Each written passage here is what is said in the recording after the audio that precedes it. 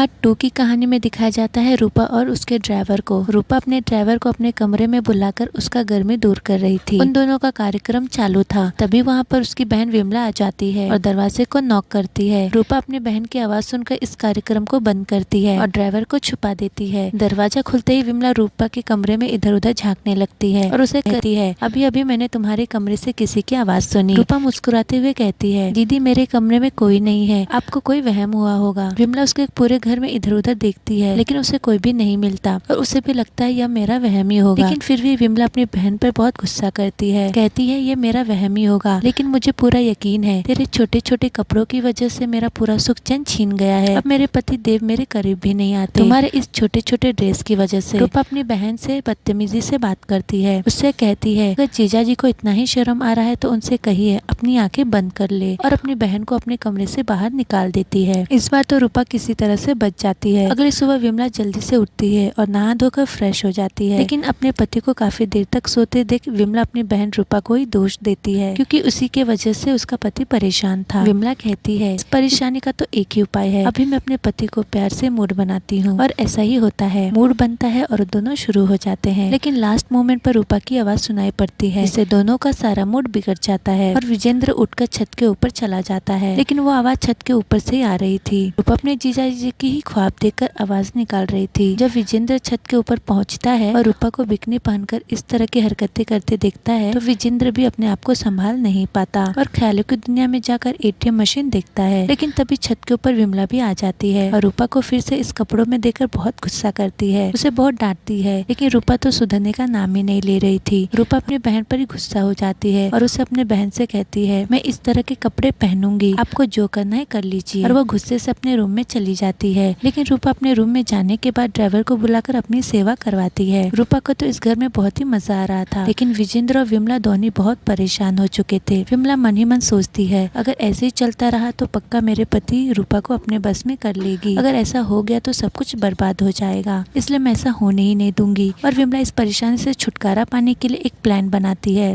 जब रूपा नहा रही थी तभी चुपके से विमला उसके सभी छोटे छोटे कपड़े फेंक देती है। तभी रूपा नहाकर निकलती है और उसे पहनने को एक भी कपड़ा नहीं मिलता। यह देखकर रूपा अपनी बहन से झगड़ने लगती है। इसी बीच उसका टॉवेल गिर जाता है और तभी वहाँ पे विजेंद्र भी आ जाता है और यहीं पे एपिसोड भी खत्म हो जाता है। लेकिन नेक्स्ट पार्ट में क्या होगा वह जानने के लिए आपको इसका अगला पार्ट देखना ही पड़ेगा। तो दोस्तों आपको यह वीडियो कैसी लगी कमेंट करके जरूर बताना और अगला पार्ट देखने के लिए वीडियो को लाइक और चैनल को सब्सक्राइब करना बिल्कुल मत भूलिएगा।